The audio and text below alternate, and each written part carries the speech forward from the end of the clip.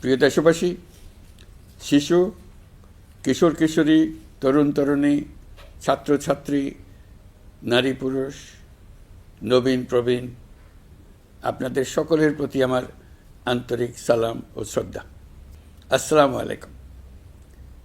মহান বিজয় দিবস উপলক্ষে দেশে ও বিশ্বজুড়ে বসবাসরত সকল বাংলাদেশিকে জানাই বিজয়ের উষ্ণ শুভেচ্ছা। আজ বাংলাদেশের ইতিহাসের এক অবিস্মরণীয় গৌরবময় দিন।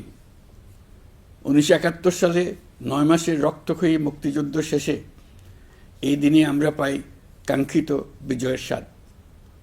অনেক ত্যাগ তিতিক্ষা আর লাখো শহীদের রক্তের বিনিময়ে পাই একটি স্বাধীন দেশ ও লাল সবুজের পতাকা।